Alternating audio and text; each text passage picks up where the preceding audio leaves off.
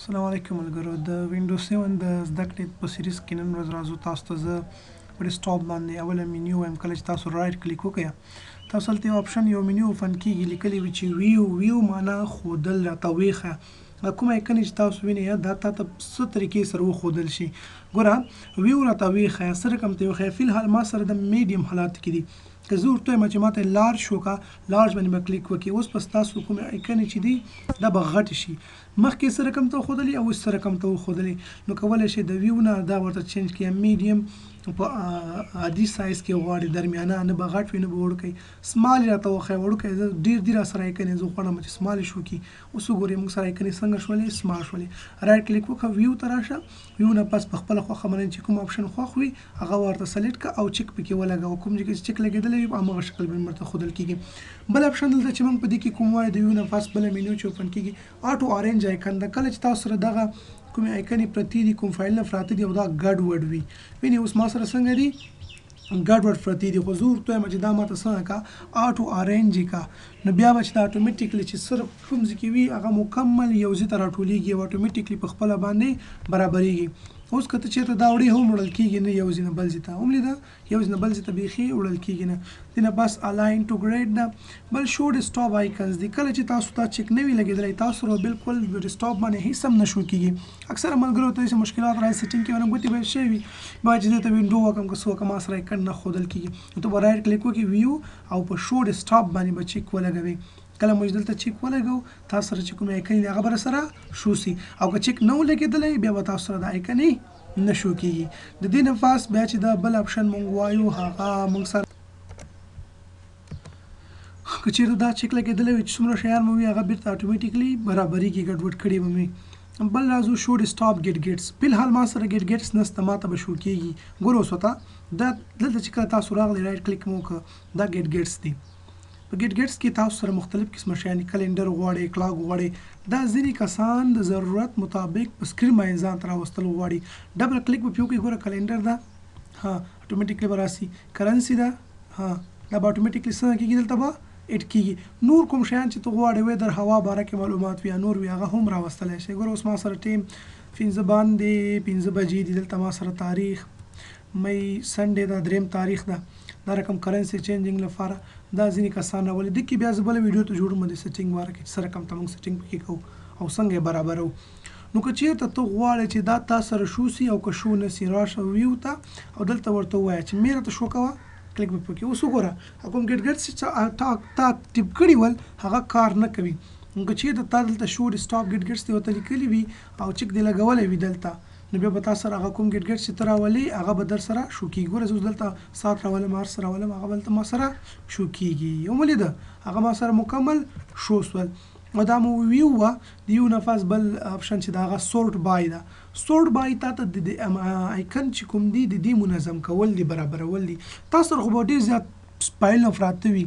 نو ته غواړې چې تا ته په یو نوم په یو ترتیب سره برابر کړي اوس مثلا ته ای راغلی ده بیا ال راغلی بیا فی راغلی بیا آر راغلی دغه شان دي برابر دي که نه زه ورته وایم چې نه داسې مه برابروه څنګه یې راته برابر کړه ما ته برابر کړه د نوم په لحاظ باندې وګوره ورته اوس نوم په لحاظ باندې برابر شول ګوره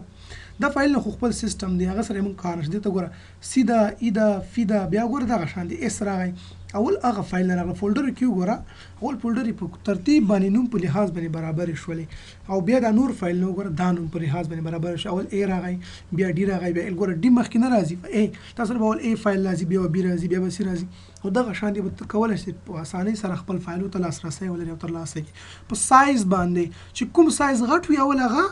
بیا چې وروسته کوم سایز وړوکی وي بیا هغه راځي ګوره دې سایز غټ دی دې ویډیو دا راوړی بیا دا راوړی دا وړه ویډیو دا د هغه نه پسې وړه ویډیو ده دا بل فایل ده نو دغه شان ترتیب باندې چې د کوم فایل نو سایز غټ وي اول به هغه درته شو کوي چې د کوم سایز وړوکی وي هغه به وروسته شو کوي بل آیټم ټایپ ده قسم شکل دی ګوره کوارې ته به برابروه ګوره دا یو کواری وه دا یو شان دي دغو شکل وګورئ فولډر شکل ده که نه دا بیل راوړل دغه بیل شکل دی دغو فایل نو ګوره شکلونه وګوره پرزنټیشن دي ګوره د پاور پوینټ فایل نه دی ګوره بیل راوړل دا ویډیوګانې یې راته ګوره بیل یې راوړلې نو بیل بیل یې راته راوړل نو تا دپاره د اسانتیا لپاره چې ته خپله ایکنې څه رقم ته برابروي برابرولی شي د آیټم ټایپ یې غواړي آیټم ټایپ خو ماته ډېر زبردست ښکاري ځکه کوم شی چې ته غواړې ښه ایزیلي به ورته لاسرسی ولري ډیټ موډیفاید تاریخ باندې برابروي مثلا ما چې ته ټول ریسنټلی کار پکې کړی اول هغه راته اوپن کړه دا اوس تر اوسه ما مخکې اوپن کړی و دغه راته راغی بیا دغه ویډیوګانې مې کړې وي برابرې کړې مې وي بیا دا نور فایل نه راغله نو چې کوم ډیټ موډیفاید شول کوم کې چې څومره مخکې کار کړی هغه به تا ته اول سر کې راځي او چې وروسته کار کړی هغه به تا ته او وروسته وړي دا بل دی نه پس ریفریش اپشن د ریفریش کار څه شی ده د ریفریش کولو کار دا چې تا کمپیوټر تیزوي کله چې تا کمپیوټر باندې بوج راسي بوج وي پی او ته غواړې چې بوج ونه کم کړي نو ته کمپیوټر ریفریش کا یا چې کله تاسو اول ځل لپاره مو لپټاپ اوپن کاو یا کمپیوټر هم سٹارټ کاو نو تاسو یو څو ځل خپل لپټاپ ریفریش کوئ چې کمپیوټر مو تازه سي خپل ځای ته راسي بیا پکې کار کوئ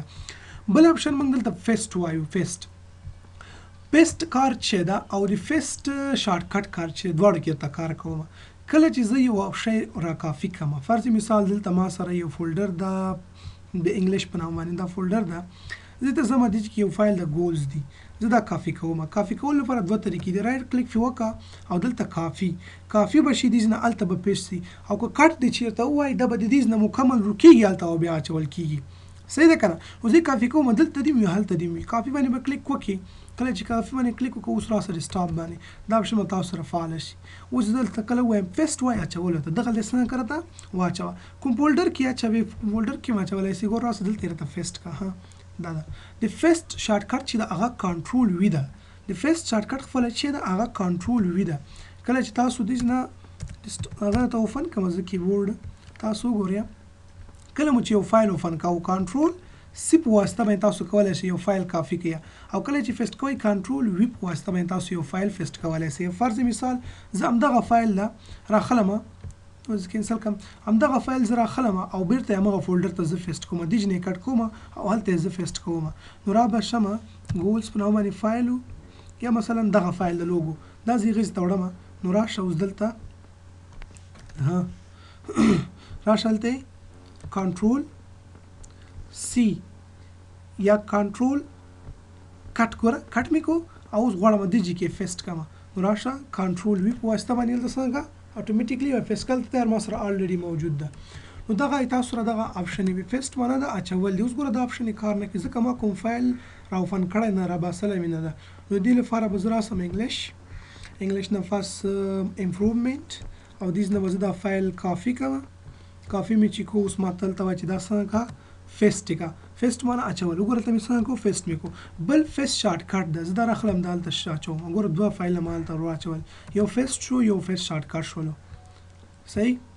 دا دوه فایل فرق اوس دي کې څه شي ده په پیسټ او فیسټ شارټ کټ کې فرق شي ده په دې کې دوه فرق زه تاسو ته وایم یو فرق دا راچی وګوره دا تاسو یو فایل په شکل باندې دا تاسو یو فولډر په شکل باندې کله چې ته یو سافټویر شارټ کټ په شکل باندې فیسټ کې شارټ کټ ته جوړ کې هغه چې کله یو بل کمپیوټر ته یا بل زیته یا بل موبایل ته هغه وړي هغه به هلته کار نه کوي نه به انسټال کیږي تر څو چې تا دا فیسټ سمپل نه فیسټ کړي بل دا سمپل نه شو کیږي دا ګوره د یو فولډر په شکل باندې شو کیږي کله چې ته دا اوپن کوي یا هغه کوي ګوره زه کولای شم دې ته آیکن شکل هم ته چینج کوم اوس ما سره کوم شکل کې ده تر اوسه چینج آیکن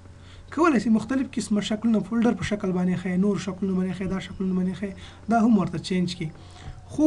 کله چې تا یو فایل سمپل فیسټ کړی وي وګوره د کې اوس کولای شي مختلف قسم نور فایل نه دی هغه ته اوپن کی خو د سمپل فایل چې کله فیسټ کړی وي هغه ته نشي کولای چې دغه آیکن ته